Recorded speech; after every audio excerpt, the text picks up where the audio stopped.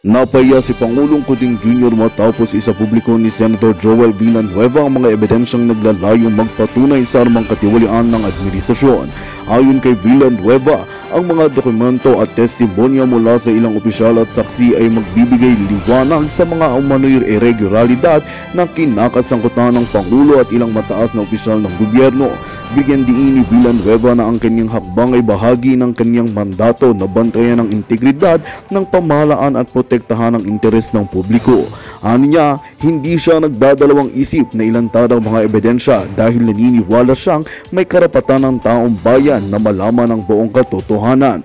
Dagdag pa niya, ito ay hakbang tungo sa pananagutan at hustisya sa gobyerno. Samantala, maring itinanggi ng kampo ni Pangulong Kuting ang mga aligasyon at iginiit na isa itong hakbang upang siraan ang imahe ng Pangulo. Ayon sa kanilang bahayag, handa silang harapin ang anumang imbestigasyon upang patunayan na walang batayan ang mga paratang. Patuloy naman ang pag-aabang ng publiko sa magiging resulta ng mga isinagawang imbestigasyon at kung paano ito makakaapekto sa administrasyon ni Kuting. At yan nga ang balitang ating pagkakatutukan. Ngunit bago ang lahat, siguraduhin mag-subscribe at ihit ang notification bell para sa patuloy na pagtutok sa mga sulyap ng bagong balita sa tunay na boses ng masa.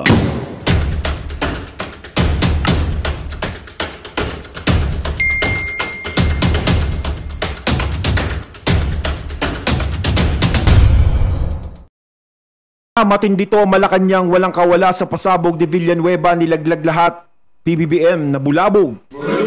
Ayan.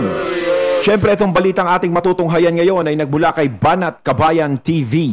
At ilalagay ko sa description box ang link ng channel ni Banat Kabayan TV para maging updated po kayo sa mga balita na kanyang inihahatid sa atin. At syempre, ito po ang inyong lingkod na si BT na magbibigay ng reaksyon at komento dito sa video na ating matutunghayan ngayon. At huwag na natin pagtagalin at sabay-sabay na nating panoorin ang laman ng video na hatid sa atin ni Banat Kabayan TV at bibigyan natin ng reaksyon ng balitang ito.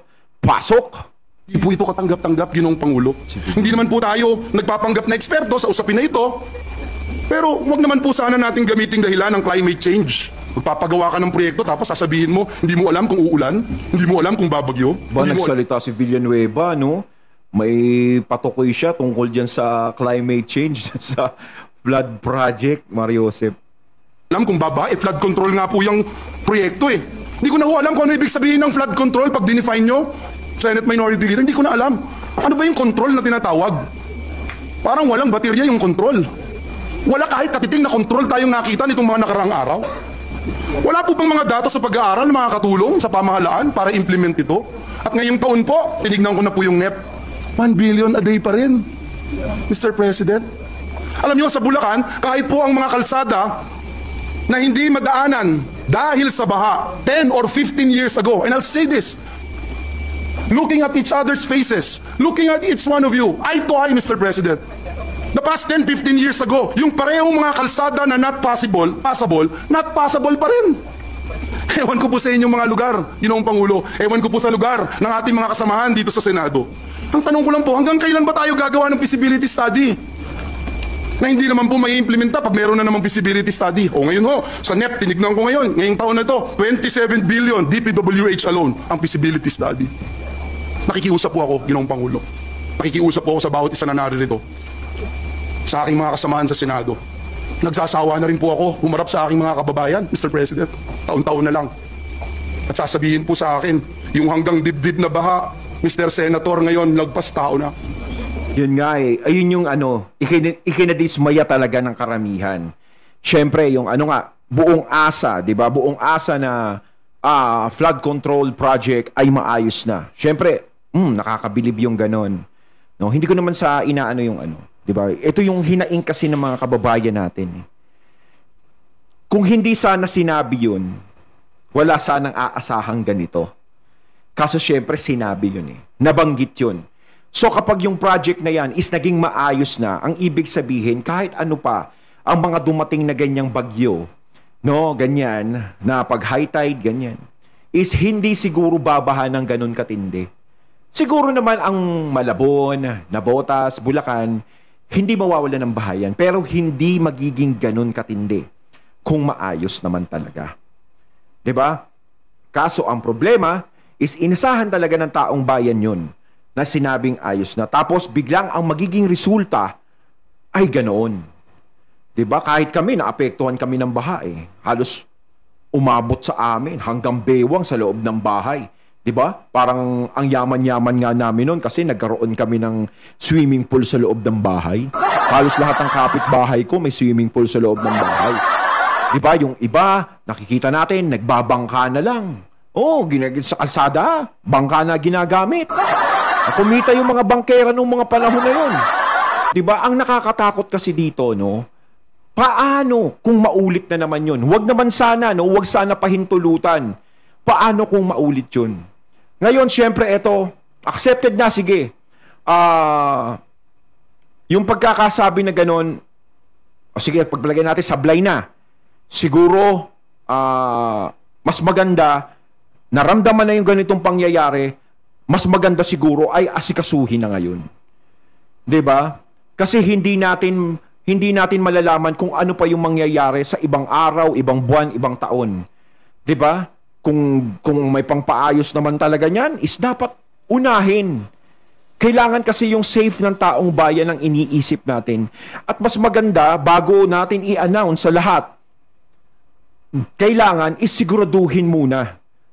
No? I-check muna ng 10 beses, 20 beses kung talagang okay na. Kasi once na sinabi na okay na, wala nang problema, ganito, ginawa na namin ganito, umaasa ang taong bayan dyan eh. Di ba? Inaasahan nila yan. Kaso nga lang, kapag sumablay yung sinabi na yun, sino ba ang napapahiya? Siyempre, yung nagsabi. Di ba? Yung nagmalaki, yung nagsabi, at sino naman ang madidismaya? Yung mga taong bayan. Lalong mawawala yung tiwala nila, syempre yung nagsabi, lalong masisira siya sa taong bayan.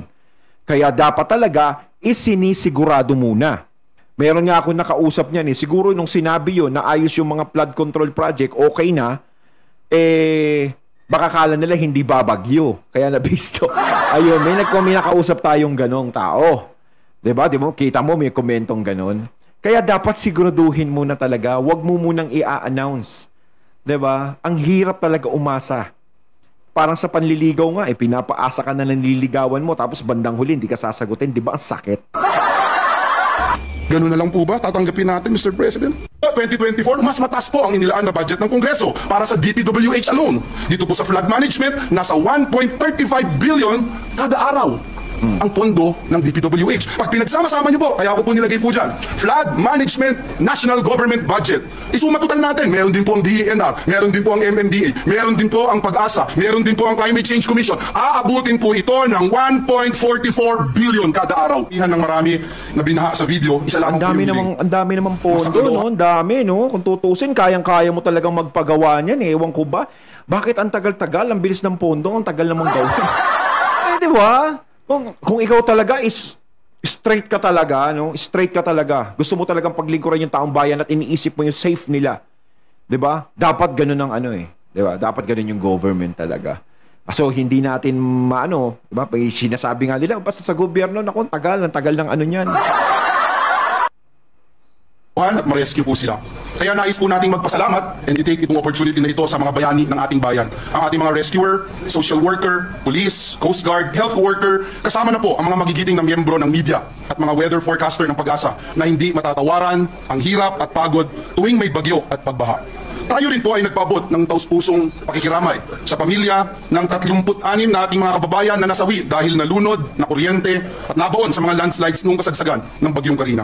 Ginoong Pangulo, halos 10 taon na po ang nakararaan na ang representasyon na ito ay dumalaw noon sa Hagunoy, Bulacan. Nagdala rin po tayo ng relief goods, hindi pa po tayo senador. Nakakita po tayo ng isang palutang-lutang na CRV Honda, Mr. President. Tinali po ito sa poste ng Meralco doon sa Hagunoy. At naisip ko po sa aking sarili, ano kaya ang pakiramdam ng may-ari nito? Pinaghirapang ipundar ang sasakyan, ari-arian, pero wawasakin lang ng baha. Umaasa pa kaya sila na matutulungan sila? Grabe kasi, kapag ikaw talaga is sinalanta ka talaga ng baha, para ka ding nasunugan eh. 'Di ba? Pero kung may mga third floor ka naman, second floor, 'di ba? Is kung hanggang doon lang ang baha sa first floor mo, is medyo mga nasa baba lang yung mga apektuhan. Minsan nga kaya mo pang ipanik sa taas. Pero kapag tumaas pa. Eh ngayon nga, hindi natin alam kung pwede pang tumaas. Ang nakakatakot dyan is yung tumaas ng tumaas pa, talagang maging lagpas tao. Ito na nga kumbaga sign na ito na dapat talagang paghandaan na yan. Ito na ang oras. 'Di ba? Kumbaga, pagpalagay natin na huli na yung nangyari nun. 'Di ba? Huli na lahat nangyari na eh. Pero iyon na yun eh. Yung sign na yun, ayun na yung tapik para kumilos na. Hindi na yung parang tutulog-tulog sa pansitan. Kilusan na yan. Kasi, hindi natin alam yung mga susunod na bagyo kung ano yung darating dyan. 'Di ba? Mamaya, gano'n na naman. Ako, ang hirap talaga. No, lahat nga ng gamit na pinundar mo talaga is masisira. Po ito, Ginoong Pangulo, sa nagbigay sa akin ng dahilan para tumakbo sa Senado noong 2016. Ang paniwala ko po kasi, Ginoong Pangulo, kung mapapabilang po tayo sa institusyong ito, may magagawa po tayo para masolusyonan o maibsan man lang ang malagim na sitwasyon ng ating mga kababayan sa Bulacan, lalo na tuwing may bagyo, lalo na tuwing may baha. Sabi ko rin po sa sarili ko, I wanted to be part of the solution. Kaya unang taon po natin dito sa Senado, noong Agosto hanggang Setyembre 2016, nakiisa po kagad tayo sa mga pagdinig dito sa Senado, hinggil po sa estado ng pagbaha sa ating bansa. Hindi ko na po isa-isahin yung ating mga tanong na ni-raise, mga sagot na ating nakuha. Pinondohan din po natin ng 10 milyon, yung hinihingi ng DPWH na dapat may feasibility study. Pinondohan po natin yon at para alamin po kung ano nga ba yung scientifico na mga paraan para solusyonan ang tumitinding baha sa aming mahal na lalawigan. Nang matapos po ang feasibility study, Ginoong Pangulo, ayaw naman po implement. Kesyo kulang pa raw at kailangan pa ng dagdag na pondo. It took me 2 years, Mr. President, to pursue this advocacy. Taon-taon na lang po, Ginoong Pangulo, nire-raise natin ang issue ng matinding pagbaha sa budget hearing ng DPWH. Taon-taon po, Ginoong Pangulo. Noong September 2022, matapos pong masawi yung mga kababayan ko sa Bulacan, doon mga rescuers po sa San Miguel, Bulacan, kung naaalala nyo po, nanawagan din po tayong muli ng master plan sa DPWH. Senator JB tumatango at ilang mga senador nakasama natin during the hearing. Ito rin po yung dahilan kung bakit sinimulan po nitong representasyon na ito yung mobile command vehicle sa pakikipagtulungan sa DOST. Pinondohan din po natin ito para mabigyan yung ilan pong mga probinsya sa Central Luzon. Tutusin, maganda yung ginagawa nito ni Villanueva, no? No, talagang ayan yung sinasabi ko nga na pagkilos, 'di ba? Yung may ginagawa siya, 'di ba? Inaano niya talaga yung problema. Yun yung sinasabi natin, di kagaya ng iba kasi mga personal na problema lang yung gusto nilang malutas, yung mga gusto nilang pag-usapan, no? Yung mga Duterte, galit ako sa Duterte, kailangan mag-hearing tayo diyan tungkol sa mga Marcos. Ganun pa ulit-ulit na lang. Ganito yung gusto nating madinig eh. Yung pag-usapan ng problema ng taong bayan na ginagawa nga ni Senator Villanueva. 'Di ba? Kaya palakpakan natin si Senator Villanueva rito. Maganda yung ginagawa niyang 'yan. Yung problema ng bansa ang kailangang masolusyonan at dapat pinag-uusapan, ganyan dapat lagi, 'di ba? 5 million po ang presyo ng isang Mokov. At kung maaalala niyo po, Ginoong Pangulo, sa halos parehong petsa, last year, 2023 of August, tumayo din po tayo para ilahad ang kalunos-lunos na sitwasyon ng ating mga kababayan dahil po sa issue nito. In fact, Mr. President, we filed Senate Resolution number 693. This is to investigate ito pong palala ng palalang baha, hindi lamang po sa NCR, kundi na rin sa iba pang mga low-lying area sa ating bansa. Subalit, Ginoong Pangulo, wala pong nangyari. Mr. President, dahil kung may pinatunguhan yung ating mga pagdinig dito sa Senado, kung may pinutunguhan, yung mga pondong ating inilaan sa iba't ibang ahensya ng pamahalaan, lalo na sa DPWH, siguro naman po, hindi dapat natin nakita yung ganitong antas ng pagbaha tuwing may malakas na pag-ulan. Mr. President, as part of our oversight functions... Kasi ang laki ng pondong yan eh. Di ba? Ang daling solusyonan eh. Ang nakikita nga natin sila sa kalsada, bakbak sila ng bakbak ng kung ano-ano eh. Kaya nagkaka-traffic sa kalsada eh. Etong mga ganitong problema, no, dapat masolusyonan ka agad nila kung meron silang pondong ganun kalaki. 'Di ba? Saan nyo naman nadadala yan? Bakit naman ganyang katagal na nangyayari? Again, taon-taon na lang. Para kinakalampag po natin ang iba't ibang ahensya ng gobyerno para aksyonan ang problema sa matinding pagbaha. Para na po tayong sirang plaka, Ginoong Pangulo. And I want you to watch this video, Mr. President. Kayo yung nagsabi, yung dilubyo na ito, paulit-ulit na lang. Hindi na silang umaasa na may gagawin pa gobyerno. Wala nang maniniwala sa atin na totoong gagawa na tayong solusyon. Ilang dekada na nila naririnig to eh. It's the same thing over and over and it's worse. Talagang doon na nasasawa yung mga tao sa salitang solusyon. Laging bibigyan, lalo na kapag eleksyon. Lagi na, bibigyan natin ng solusyon ng ganyang mga problema. Parang ano na eh, common na, parang hindi na, pati sa salita na gano'n na, narinig na namin yan, hindi na nagiging interesado ang mga Pilipino. Talagang ang mas maganda talaga, ang makita natin talaga, yung action. Kaya ako gusto ko, doon ako bumase sa sa action eh. 'Di ba? Sa aksyon ako babase kung sino talaga yung kunwari tatakbong senador na alam kong kumikilos talaga siya ng ganon, pinaglalaban niya yung taong bayan talaga kahit nasa posisyon na siya. Kasi kapag nasa posisyon ka na, wala na, parang tatamarin ka na eh. Magbabago na lahat ng mga sinasabi mo, hindi na katulad ng dati nung ikaw ay kumakandidato pa. Siyempre, lahat ng matatamis na salita ay sasabihin mo. 'Di ba? Pero pagdating ng, ayan na, nanalo na ako. Oh, wala na. Kaya doon ako magre-rely doon sa mga tao na, doon sa mga politiko na nakikita natin kilos ng kilos kahit nakaupo na siya, is taong bayan pa rin ang tinatapik niya, inuuna niya. Dapat ganun talaga, yun ang kailangan natin eh. Yung serbisyo talaga para sa mga tao. Kasi kaya nga sila umupo dyan, kaya sila pinaupo ng taong bayan dyan, is para masolusyonan kung ano yung problema ng bansa at matulungan yung taong bayan. Yun eh. Mr. President, last year po yan. Yes, I sound like a broken record. Gasgas na po at paulit na po tayo. Pero sa tibay at Daming ulit na. matiisin ng ating mga kababayan. Kakayanin pa, pero wag naman po sana 10 taon ulit ang hihintayin natin. At ganito pa rin ang ating sitwasyon. Dahil kung walang magbabago at hindi natin masusolusyonan ang pagbaha, tatanungin ko po ang bawat isa sa atin, maging ang aking sarili, ano pa nga ba ang silbi natin dito sa Senado? Yun lang. Noong pong nakaraang Lunes, Mr. President, Yun, no? Talagang ganda ng mga sinasabi ni Villanueva. Kung hindi talaga masusolusyonan, ano pa ang silbi? Diba? Sinasabi niya, ano pa silbi natin sa Senado kung ganito lang tayo? Yan. ang Pangulo ng Republika ng Pilipinas ay nag-deliver ng SONA at sinabi po niya na mahigit 5,500 flood control projects ang natapos na at marami pang ginagawa sa buong bansa. With what happened last week, Mr. President, this representation can't help but wonder, is the President being misled by the people around him? Nasaan po itong 5,500 na flood control projects na natapos na ng DPWH? Kumbaga parang paano niya nasabi yun? Ibig sabihin, may nagsabi sa kanya o ganito sabi, parang okay na yung mga projects na yan, sa flood project na yan. Siyempre, sasabihin naman ni PBBM yun na okay, di ba? Siyempre, may mga tao siyang pinapaano dyan eh. So, sasabihin niya, parang, ibig sabihin, nagsinungaling ba yung mga tao na yun para maidagdag lang doon sa sinabi ni PBBM? Si PBBM kasi yung napahiya doon eh. Di ba doon sa nangyari, doon sa salita niya sa SONA, yung sa flood project na yan, siya yung napahiya doon. Kaya, yung nagsabi sa kanya, hoy, lagot ka. Kasi siya, itatanong niya yun eh. Di ba? Ayos na ba yan? Baka nagbigay siya ng pondo ron na ganito, pinayagan na Tapos sabi niya, okay na yun. Tapos sabi naman na okay na ba? Sige. Isama na natin to. May na-achieve. Pero nangyari, di ba? After 2 days ata na SONA niya, is nagbaha na. Nabisto ngayon yung nagsabi sa kanya, lagot ka. Sino ka man? Yan daw po ng proyektong ito ay nasa Metro Manila. Pero nakita naman po natin kung paano pinalubog ng baha, hindi lang ang mga kababayan natin, kundi ang maging mga bus, mga truck, grabe. lahat ng stranded sa mga kalsada dito sa ating bayan, lalo na ilang sa Metro araw Manila. yun. Last year, Mr. President, ipinagmalaki pa sa atin ni Secretary Bonoan ng DPWH na magiging game changer ang flood control project ng DPWH sa Central Luzon. Istigo po yan si Chairman Revilla, si Senator Coco Pimentel. Ang ating Senate President ngayon, Chis Escudero, po ang ginagastos ng ating gobyerno para tugunan ang problema ng pagbaha. 1.44 billion. Mr. President, hindi pa po kasama dito ang pondo na ginagastos ng lokal na pamahalaan. Sana all billion. Kasama dito ang mga feasibility studies. Ngayong taon, 47 billion feasibility study. Yung mga katunay, nakakita na ba kayo ng billion sa harap nyo? Siguro yung iba dito ako, hindi pa ako nakakita ng gano'n. Nakakalak siguro ng mata yun. Po yung sabi ni Secretary Bonoan last year. The Central Luzon Pampanga River Floodway and San Antonio River, San Antonio Swamp Ring Dike, Your Honor.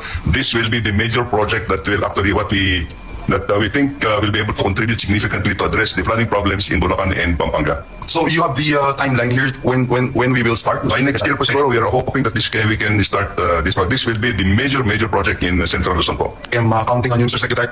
Major project, Mr. President. A week after, isang linggo po, matapos niya sabihin ito, we inquired about it during the budget hearing. Kasama ulit si Minority Leader Coco Pimentel nitong oras na ito. And we learned that it's merely a proposal that has not yet been approved by NEDA. Ito po ang clip, video clip. during the hearing, and for some of our colleagues who were not present during the hearing, last hearing conducted by the Committee on Public Works, headed by Senator Bong Revilla, the answer given to us in the Senate by Secretary Bonoan in addressing the flood control program is that they would have a 60-kilometer floodway program being financed by the Asian Development Bank. That's what we were told. And according to him, this is a game changer. This will address the flooding in Bulacan and the nearby provinces. That's what they said. That's what he said, Your Honor. So I'm just quoting the Secretary. Ngunit Ginoong Pangulo, kaninang umaga, napakinggan ko po ang General Manager ng MMDA na si Yusek Procopio Lipana. May sinumiti na daw po sila na terms of reference sa DPWH para sa Drainage Master Plan ng Metro Manila. Ibig sabihin, Ginoong Pangulo, hanggang ngayon po pala, nasa proposal stage pa rin sila. Samantalang matagal na po na... Proposal stage pa rin. Grabe, no? Minsan kung makapagsalita sila, kala mo, ayan na eh. Nangyari na, ginawa na, no? Pero wala. Parang, ang nangyayari, puro plano na lang. Plano. Gusto naman, walang mangyayari sa atin kung puro lang tayo plano. Dapat talaga kilusan. 'Di ba? Kung may pondo naman, kilusan na. Ay, ang hirap talaga. Minsan, kung magkaka-interest ka dyan, o ano, huwag natin gawin yan. Yan yung silang mag-suffer. Kasi hindi kasi sila yung naapektuhan eh. No, hindi sila yung naaapektuhan. Ang kawawa talaga yung mga maliliit na tao talaga. Yung mga nasa laylayan, yun ang kawawa talaga. 'Di ba? Hindi nila nakikita yun. Sila nakatira sa mga matataas na subdivision. 'Di ba? Hindi sila maaapektuhan diyan. Pero ang mga nasa laylayan, ayun ang kawawa. 'Di ba? Kung hindi mo talaga iintindihin at wala ka talagang attachment sa kanila at ayaw mo silang wala kang pakialam sa kanila, ganun talaga ang gagawin mo. Bayaan nyo sila dyan bahain. Sila naman yan, hindi naman tayo, parang ganun ang nangyayari. Pero kung ikaw talaga yung puso mo sa taong bayan, di ba? Yung puso mo sa taong bayan talaga, yung mga nasa laylayan na yan, talagang makikita mo talaga yan. Kapag yumuko ka, makikita mo yan. Kung ano ang nangyayari sa kanila. Alam nating lahat na antiquated o bulok na ang ating mga drainage system at light to medium na baha na lang ang capacity ng mga pumping stations dito sa Metro Manila. Mr. President, sinabmit na yung NEP kanina. Kanina lang natin nakita sa NEP yung proposal na ito. Feasibility study, 15 million for Metro Manila. Pero yung feasibility study na sinasabi ni Secretary Bonoan, wala pa din po. And by the way, babanggitin ko rin po, nandito na rin ang Chairman ng Finance, Senator Grace po. 27 billion ngayon ang feasibility study na hinihain sa atin ng DPWH. Feasibility study ulit, Mr. President. Kaya kailangan naman po siguro magpaliwanag ng DPWH. Mr. President, kaninang umaga rin sa ating chat room ng mga senador, ang no less than our Senate President reported to us that DPWH is saying na kaya bumaha dito sa atin, lumakas ang baha, ang sabi po nila kasi hindi na-switch on yung pong makina. Dahil wala pong fuel. And it's blocked with trash. Yun din po yung nireport sa atin kanina at nakita ko several of my colleagues giving all mainit na ulo na emoji, galit na emoji, etc. Mr. President, wag naman po sana sa susunod na pagdinig natin, sorry na lang uli at sasabihin malakas kasi ang ulan. Mr. President, we wanted to find out the real status of our flood management master plan. Has it been reviewed? Talaga. Has it been updated to respond to our changing times and needs? Last year, Mr. President, Dapat talaga aralin na yan sa lalong madaling panahon at gawin na, kilusan. allocated roughly 280 billion for flood management and mitigation projects under DPWH. This means, Mr. President, in 2023, 1.079 billion a day on flood control projects. Ngayong taon po, 2024, mas mataas po ang inilaan na budget ng Kongreso para sa DPWH alone. Dito po sa flood management, nasa 1.35 billion kada araw ang pondo ng DPWH. Pag pinagsama-sama niyo po, kaya ako po nilagay po dyan, Flood Management National Government Budget. Isumatotal natin, meron din po ang DENR, meron din po ang MMDA, meron din po ang Pag-asa, meron din po ang Climate Change Commission. Aabutin po ito ng 1.44 billion kada araw. Yan po ang ginagastos ng ating gobyerno para tugunan ang problema ng pagbaha. 1.44 Ganun kalaki, tugunan ang problema ng baha pero wala pa rin nangyayari. Diyos ko, ang laki niyan, hindi biro-biro yung halaga na yan. Diyos ko, yung ganyang halaga talaga, kung talagang dun mapupunta sa proyekto na yon, malamang ko hindi na tayo bahain talaga eh. Kung kikilusan mo ng ganon, gamitin mo yon, kung gagastusan mo talaga, walang mangyayaring ganon. Hindi mauulit yung eksena ng pagbaha sa iba't ibang lugar. Kaso, ayun eh. Kaya hinahanap ngayon yun. Nasaan na yun? 'Di ba? Na ano na nangyari doon? Eh, laki nun eh. Tapos ganyan yung nangyari, binaha. Hindi lang basta baha yung nangyari ha. Bahang-baha talaga. Grabe. Billion. Mr. President, hindi pa po kasama dito ang pondo na ginagastos ng lokal na pamahalaan. Hindi pa po kasama dito ang mga feasibility studies. Ngayong taon, 47 billion feasibility study alone. Ayun, natating natunghayan ng video na nagbula kay Banat Kabayan TV at syempre natunghayan natin si Senator Joel Villanueva. Ayan ha, talagang pinag-uusapan talaga at pinaglalaban niya talaga yung ganyan na kailangan maging maayos na. No? Tinatanong niya. Magandang balita ang hatid namin sa inyo ngayong araw. Sa pagtatapos ng aming balitaan, nagbigay kami ng mga mahalagang impormasyon. Maraming salamat sa pagtutok at pagsuporta sa aming programa. Huwag kalimutang manatili sa mga susunod na araw para sa mga bagong balita at mga kwento na dapat nating abangan. Mula sa Boses ng Masa, magandang araw Pilipinas!